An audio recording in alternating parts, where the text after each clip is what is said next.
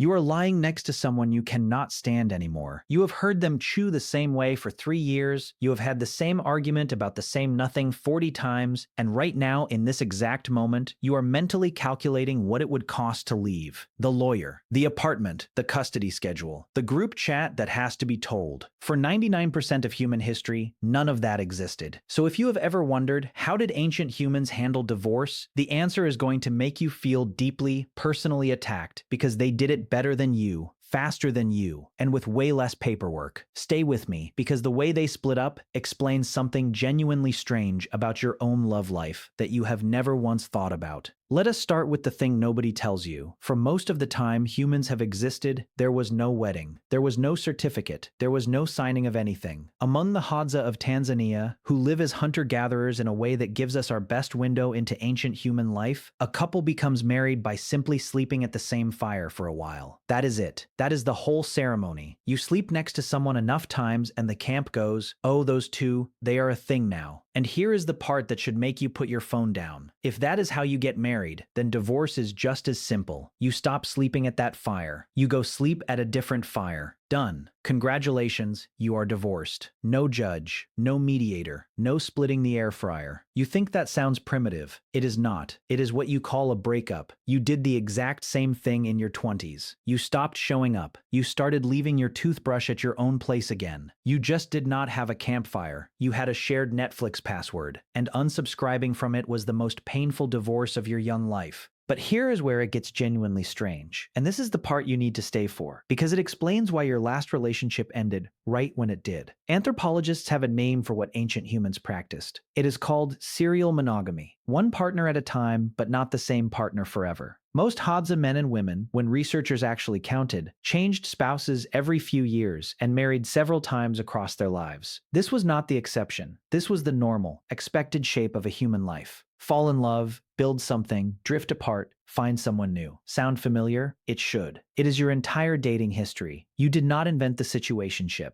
Your ancestors were running them in 50,000 BC, except theirs came with better cardio. Now, why did this happen? Why were ancient humans so weirdly good at parting ways? And this is where one researcher found something that nobody expected. In the late 1980s, an anthropologist named Helen Fisher got curious and pulled divorce records from 58 different societies all over the planet, going back decades. She was looking for the famous 7-year itch. She did not find it. What she found instead was that across country after country, decade after decade, divorces did not peak at 7 years. They peaked at 4. 4 years, over and over, in completely different cultures that had nothing to do with each other. That is not a coincidence. That is a pattern hiding in the human animal.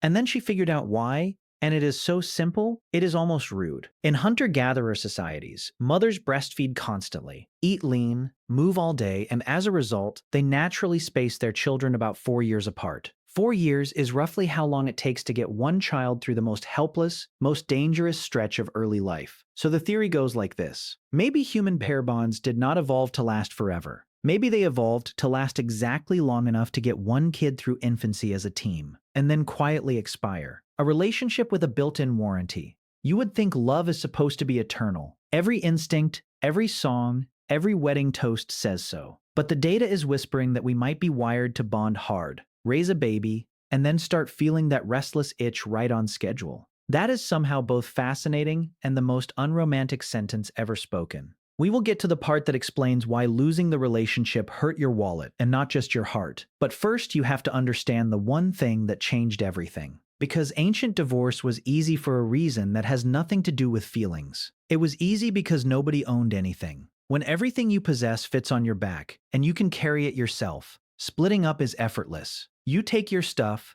she takes her stuff. You walk in opposite directions, and the entire band has already moved on by dinner. There is no house to fight over. There is no joint account. There is nothing to divide because there is barely anything to begin with. Among the Hadza, when a couple separates, the woman keeps the home and the children, and the man, with almost nothing to his name, simply leaves. Try doing that with a 30-year mortgage. And then humans did the single most expensive thing they have ever done. They settled down. They started farming. And the moment you have a field, a house, a barn, and a pile of grain, you can no longer just walk away. You cannot split a wheat field in half and carry your portion into the sunset. Suddenly, leaving a marriage means losing everything you have built, and marriage stops being a campfire arrangement and becomes a binding economic contract. This is the actual reason divorce got hard, not love, property.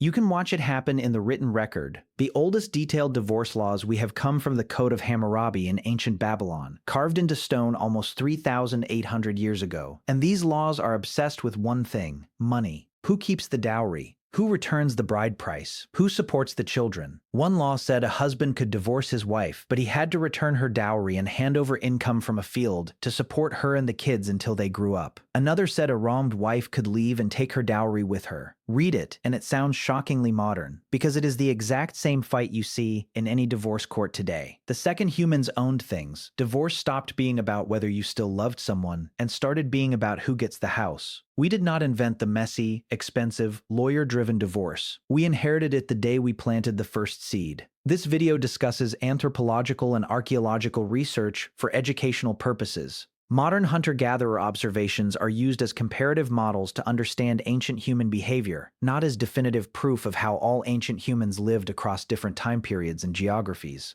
So here's the thing that should keep you up tonight. For almost the entire human story, leaving someone was the easiest thing in the world. You just stopped sleeping at the fire. The pain was real, the heartbreak was real, but the exit was clean. Everything that makes modern divorce a nightmare, the lawyers, the assets, the custody battles, the group chat that has to be told, none of it is ancient. None of it is human nature. We bolted all of that on in the last 10,000 years, the blink of an eye in our history, the moment we decided to own things and stay in one place. So go back to that bed, lying next to the person whose chewing you cannot stand. The restlessness you feel is older than language. The 4-year itch is real, and your great 10,000 times great-grandmother felt it too. The only difference between you and her is that when she felt it, she could just get up, walk to a different fire, and be free by morning. You have to call a lawyer. Turns out the ancient humans were not the primitive ones. We are the ones who made leaving so complicated we sometimes stayed just to avoid the paperwork.